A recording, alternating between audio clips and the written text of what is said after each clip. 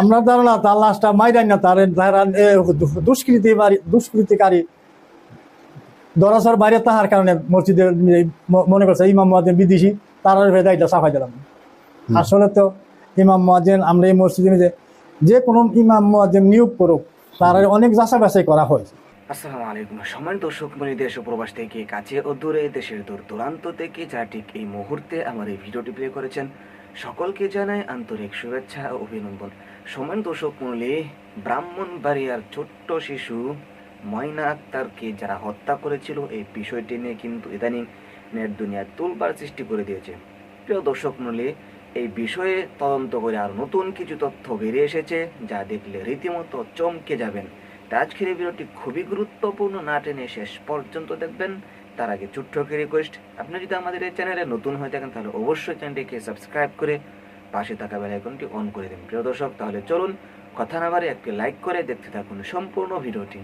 তারপরে এই অবসরটা এই যে বিল্ডিংটা আমরা নামাজের আগে 10 মিনিট 20 মিনিট আগে আইসা দিই, ইমাম সাহেব কোরআন শরীফ পড়তেছে।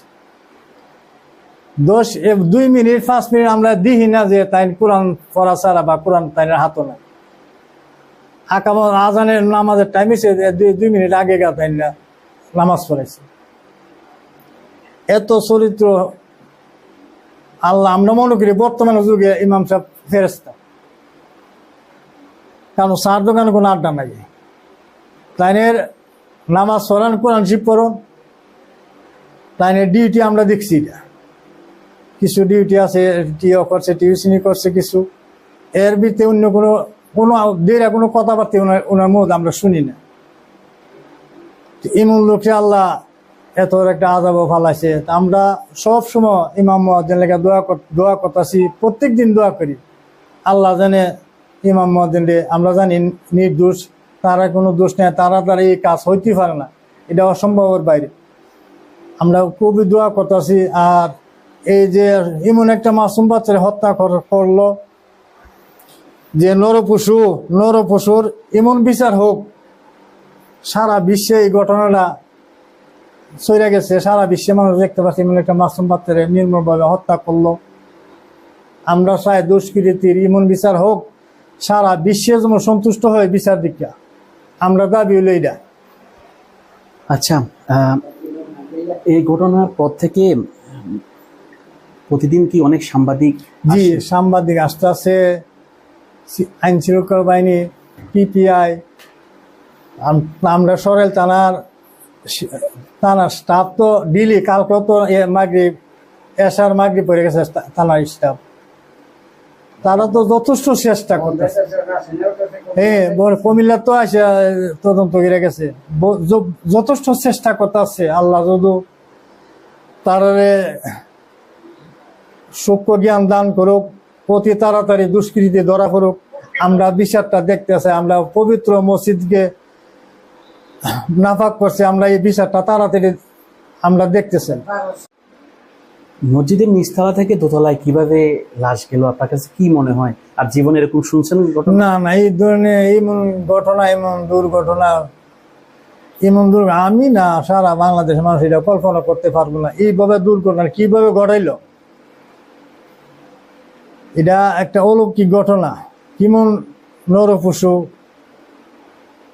মসজিদরা পবিত্র স্থানে যাই না, আমরা মসজিদ নাপাক করলো, আমরা খুব দুঃখিত। আমরা আকসা যে জায়গার মেঝে আমরা মসজিদে নামাজ পড়ি, আল্লাহর বই পিরা নামাজ পড়ি, আবাদত করি, আমরা পবিত্র স্থান, এই পবিত্র স্থানের মেঝে হিন্দুরা এই মসজিদ দেখলে হিন্দুরা ভক্তি করে। আকসা হি পবিত্র স্থানকে আল্লাহ পবিত্র নাপাক করছে।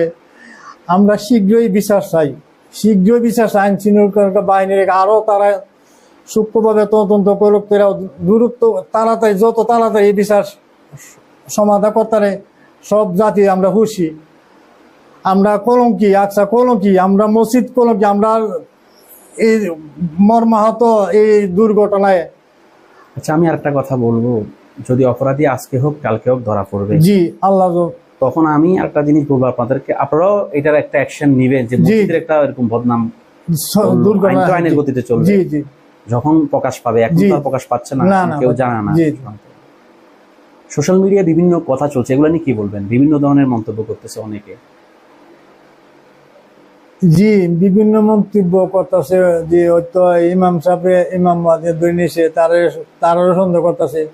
আমরা জানি তারা একবার নিষ্পাপ, তারা দ্বারা এই কাজ হইতে পারে না। এটা নরপুষ ছাড়া এই কাজকে তারা করতে পারে না। ওর ময়নার বাবা তো একজন প্রবাসী, জি তার জন্য তো অনেক কষ্টের। জি ময়নার কষ্ট। বাবাকে নিয়ে একটু বলুন না, বেচারা তো আসলে। জি জি এইভাবে যদি এইভাবে দুর্ঘটনা বিদেশ আচ্ছা, বাংলাদেশ উন্নত প্রবাসী কারণে, বাংলাদেশ উন্নত প্রবাসী কারণে আচ্ছা, প্রবাসীরা বিদেশ থাকবো, বাংলাদেশে নিজে এই ধরনের দুর্ঘটনা ঘটবো, তাহলে এই দেশ কিভাবে চলবে? প্রবাসীরা যদি বিদেশ গিয়ে শান্তি মনে কাজ না করতে পারে, বাড়ির দেশে যদি এই দুর্ঘটনা দেখে, প্রবাসীরা কিভাবে বিদেশ করব, কিভাবে কর্ম করব? প্রবাসী দিয়ে তো বাংলাদেশ আচ্ছা ডেভেলপ হয়েছে।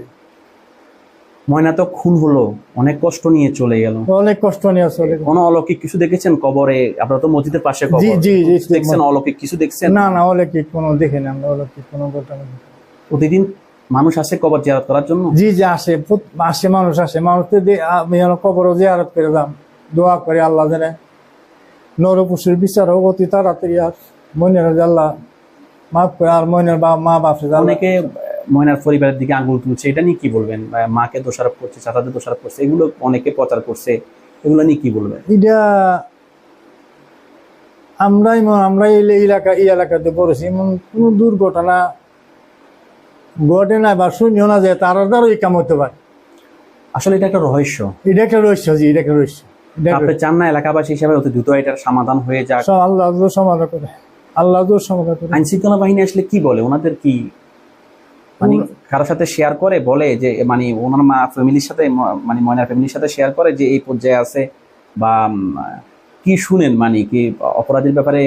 আপনারা তো আর আমাদের সাথে তো আর কথা বলবেন না, আপনি কি বুঝেন এটা সমস্যার সমাধান হবে? বা আজকে তো 8-9 দিন হয়ে গেল। জি জি না, আচ্ছা রবিবার তো, হ্যাঁ আচ্ছা 8 দিন, এই রবিবারে আল্লাহ পাওয়া গেছে।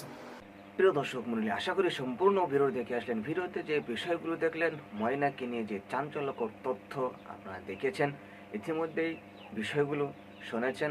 অবশ্যই আপনাদের মূল্যবান মতামতগুলো কমেন্টে জানিয়ে দেবেন, এমনকি ভিডিওটি শেয়ার করে সকলকে দেখার সুযোগ করে দেবেন।